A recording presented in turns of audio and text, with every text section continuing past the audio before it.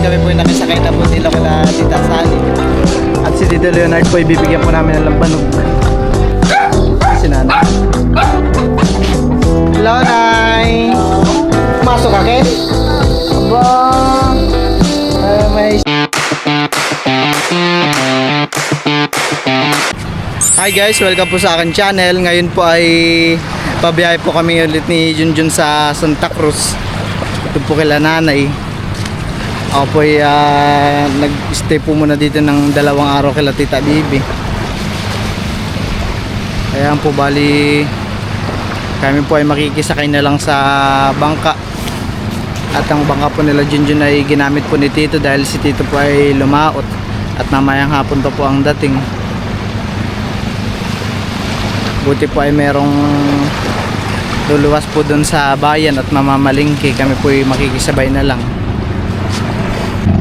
Dito po pala sa isla ay tuwing umaga ay marami pong bangka. Mga bangka po na mga naghatid po ng mga estudyante galing po dun sa kabilang isla. Dahil dito daw po yung school nila. At dumating na rin po si Jerry Boy. Galing po yan ng laot. Madaming uli? Wala nga. Wala. Ako makakain kung sumo yun. Tignan po natin yung huli ni Jerry Boy. Wala nga. Bawin na kung sumo dyan. Sariwa. May 5 kilo yan. Ikaw magbiyahe, boy? Ano lang ta? Ha? Si papa mo? Yung aso po dito ay may naamoy. Okay siya ng kurukoy. May nag-okay daw po siya ng kurukoy. Yung kurukoy po yung parang alimango. Alimango na tabi. Po, at kami po yung nakisakay na po dito kala Tita Sally. Tatawid po sa Harap na. Harap na. Maraming na. Saan bago ka na? Oo, nagpunta na ba kayo sa ilog? Oo, Pinakita niyo ba ang kalawakan ng ilog ng kinabuksan? naligo po kami doon kahapon ni nila Lino mo Junjun. naman, no? Pwede ka pa paharap. Sa taas? Oo, dito naman kami sa harap. Nakatuwad. Tuwad muna. Huwag man dama, malabon na rin. Mababaw dito eh. Dito kasi... Dito. Dito kasi man daw yung buhagi. Nagliba na yung bukana niya. Ako po yung nandito sa harap ng bangka at pinabibigatan po para di sumadyo ang hélice.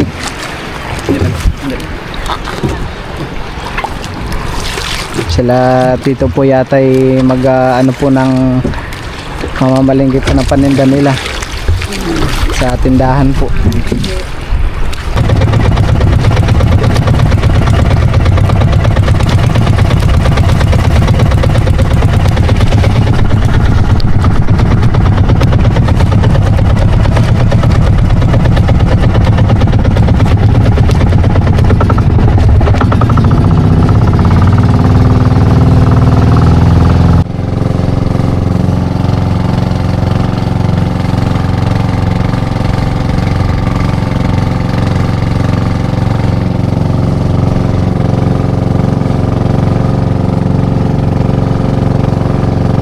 One eternity later.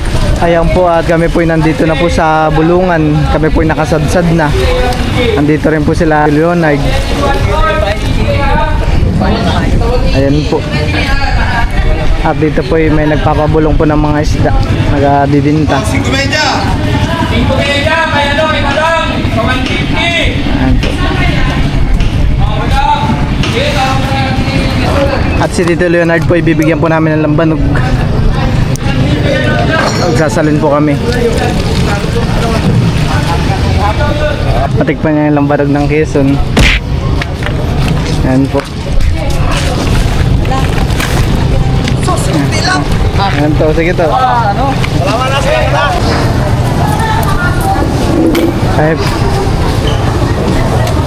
Kaya po muna ni Junjun dito ay kumain muna sa palengke ng Subic. At talagang gutom na kami. Talagang sa pagmamadali namin po kanina, din na po kami nakakain dun sa bahay. Gutom na din. Butit at maraming pong karinderya dito sa palengke. Talagang ano. Kaya tayo niya po. Kain po.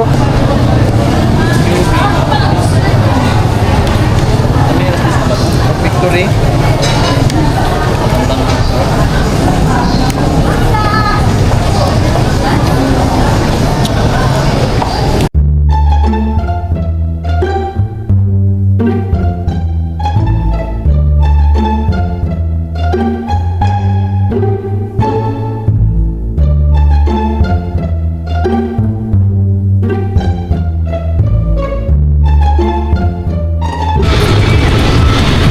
Kaya po dito na po kami ni Junjun sa Ataw. Dito na po kami mag-aantay ng masasakyan. Ano Jun, mag-UV na lang tayo, no? Pamabilis. Dito po kami sa Ataw Mall. Ataw Mall.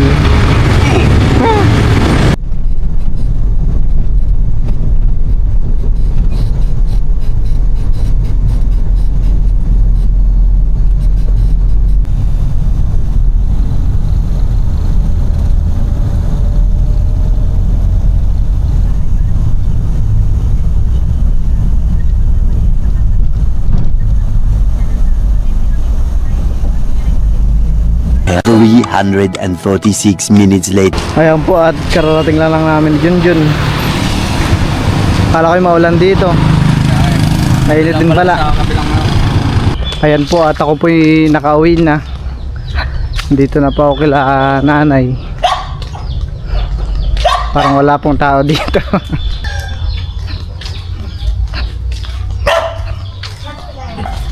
At ayan po si Tita Agot nagsasampay. Ba't walang pasok sa gym ta? May sakit. Nalagnat. Pero kung Si Nana. Hello, Nay. hello. Welcome back home. Yes. Galing kayong laot kanina. Ang gagawa mo dito, Nay? Wala. Dito lang. Dyan ka natutulog sa upuan mo? Hindi naman. Galing po sa loob. Nagdalang kanin. Kumain na kayo? Kanina bago bumiyahe. Magsasaing ako. Pinadala pala si Papa Bossing ng alimango. Pasalubong daw dito. Yeah. Salamat naman, bossing. Sa pasalubong. Yan po yung favorite ni Nanay, alimango.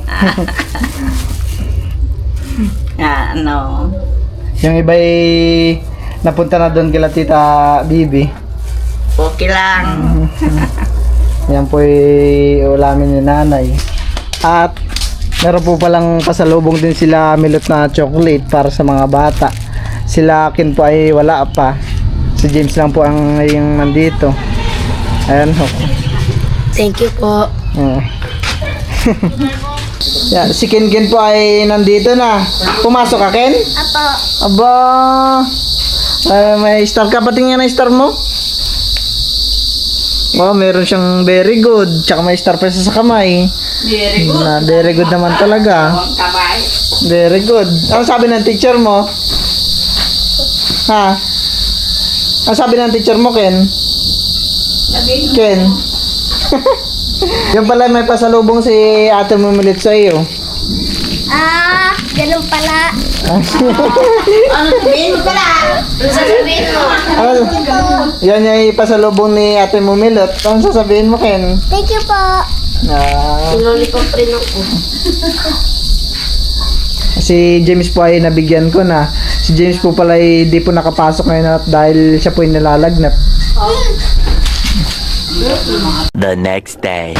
Ayan po at kami po ay nandito sa tabing dagat. Hihintayin po namin si Junjun dahil si Junjun po ay lumaot, namusit. Marami na rin po na nag-aabang kay Junjun at nanghihingi ng pusit. Dito po banda nakaparada yung bangka ni Junjun.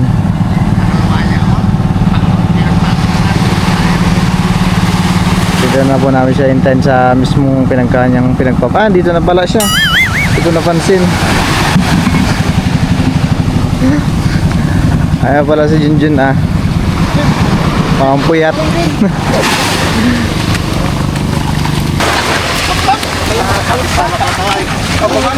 Nakuli.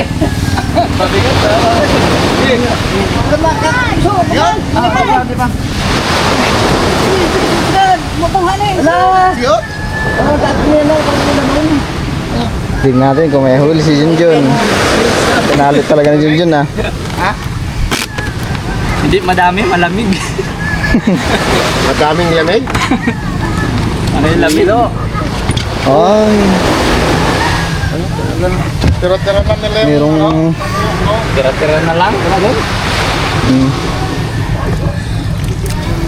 kinsi. Iwan na yung mga bonito. Iwan na meron mga bonito ko Iwan na sila. Iwan ng bonito. Iwan tsaka. Iwan.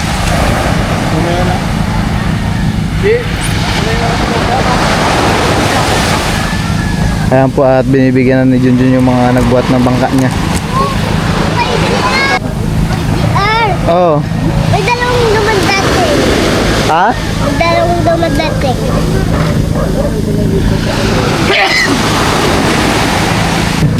Sawa tribunata.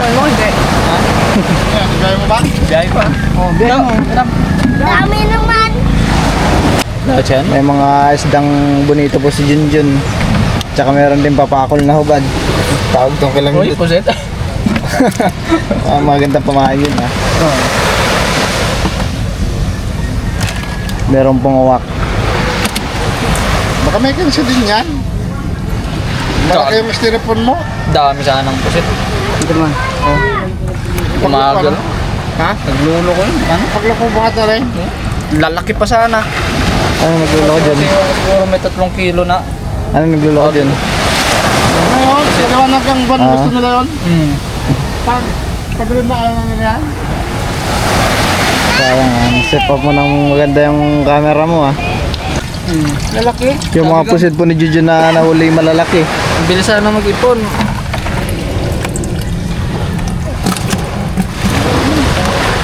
Oh, lalaki. Ganito po kalalaki yung pusit ni Junjun. Oh. Kaya parang mga jumbo yung mga pusit. Tinalala mo lang ko.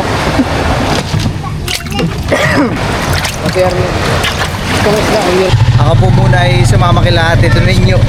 Ipapakilo po yung pusit na nahuli ni Junjun. Doon po ipapakilo sa Lipay dahil doon po yung bayar ni Junjun. Dito na po tayo sa ipapakilo ni Junjun yung kanyang nahuling pusit.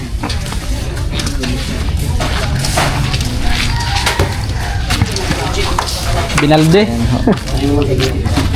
Isang balde. Sa tingin mo yung mga ilang kilo yan?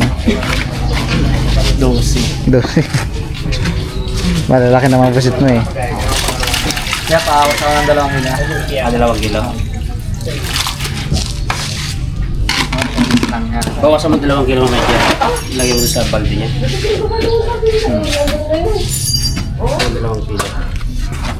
11. Di 9 na kilo na lang. Ito binawasan ng 2. Dito naman po sa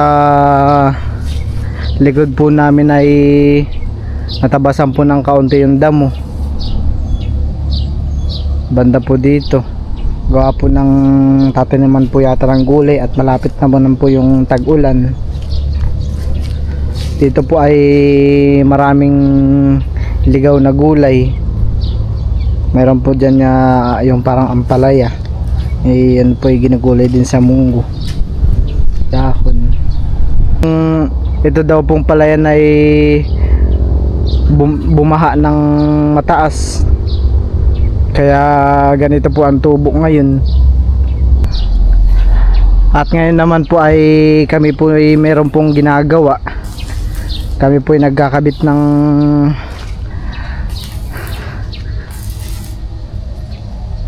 bubong po dito sa harapan po ng bahay ni nanay. Ako po ay tumutulong.